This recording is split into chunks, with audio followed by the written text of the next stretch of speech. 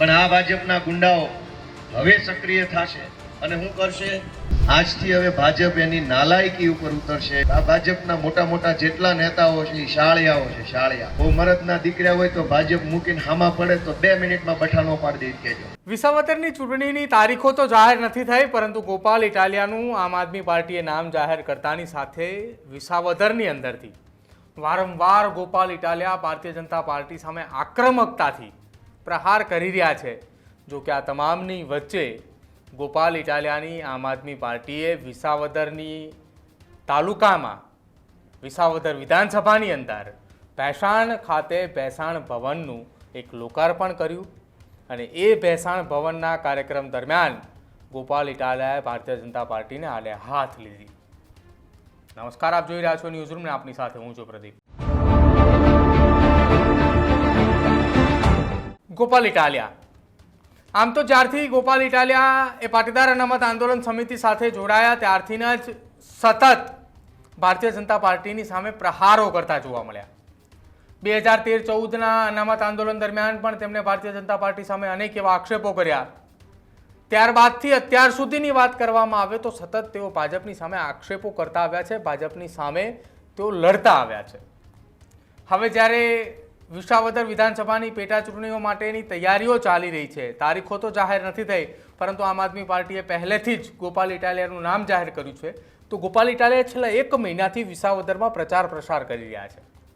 જો કે આ પ્રચાર પ્રસાર દરમિયાન ગોપાલ ઇટાલિયાએ ભારતીય જનતા પાર્ટી સામે અનેક વખત એવા આક્ષેપો કર્યા છે અને આ તમામ આક્ષેપોની વચ્ચે ગોપાલ ઇટાલિયાએ ભેસાણ ખાતેના ભેસાણ ભવનના કાર્યક્રમ દરમિયાન ભેસાણ ભવનનું જે આમ આદમી પાર્ટીનું કાર્યાલય છે તેના ઓપનિંગ દરમિયાન ગોપાલ ઇટાલિયાએ ભાજપ સામે આકરા પ્રહાર કરતા કહ્યું કે ભારતીય જનતા પાર્ટી એ વહીવટી શાસનનો ગેરઉપયોગ કરી અને ચૂંટણીની અંદર જીત મેળવે છે.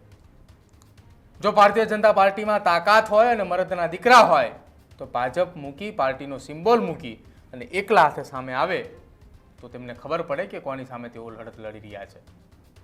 શું કહ્યું ગોપાલ ઇટાલિયાએ ભારતીય જનતા પાર્ટીને આડે હાથ લેતા, એ સાંભળો પહેલા. ઉપયોગ, જીબીનો દુરુપયોગ, મામલતદારોનો, ટીડીઓનો, ડેરીનો દુરુપયોગ, ડિસ્ટ્રિક્ટ બેંકનો દુરુપયોગ. આજે આ ભેસાણ ભવન ખુલ્યું છે. આજથી હવે ભાજપ એની નાલાયકી ઉપર ઉતરશે, એની ગુંડાગીર્દી ઉપર ઉતરશે.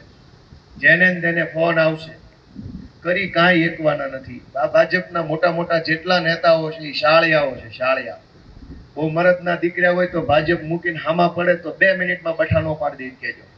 આ તો પોલીસ વાહે હંતાને હાકલા મારવા વાળી ટોળકી છે.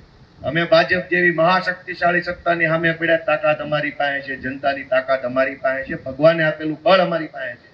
અમારે પોલીસની પાછળ, ગુંડાઓ પાછળ, માથાભારે માણસો પાછળ છુપાવવું નથી પડતું.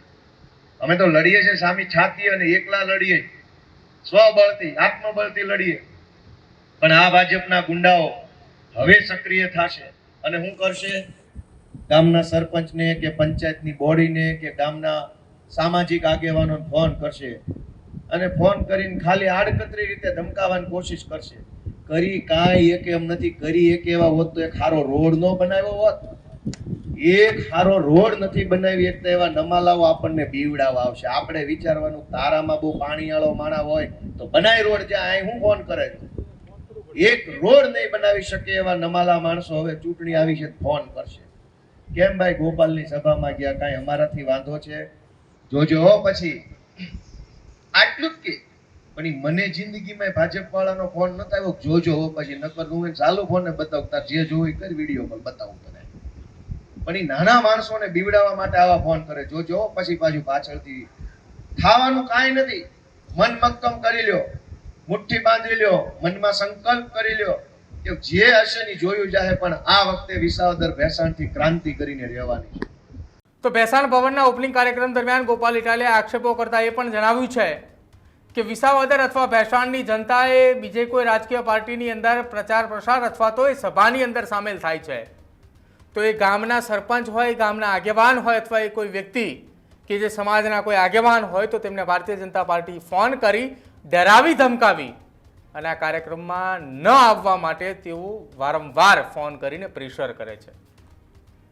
વિસાવદરના અને ભેસાણના લોકોને તેમણે એવું પણ કહ્યું કે હિંમત રાખજો, એક દિવસ એવો આવશે કે આપણે મજબૂતાઈથી લડત લડવાની છે.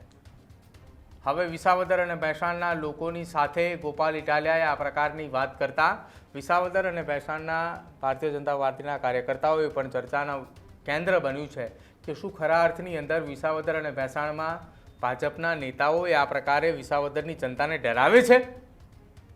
તમારું શું માનવું છે ગોપાલ ઇટાલિયાના નિવેદનને લઈને તે ખાસ અમારા કમેન્ટ સેક્શનમાં જરૂર જણાવજો. જોતા રહેજો ન્યૂઝરૂમ. નમસ્કાર.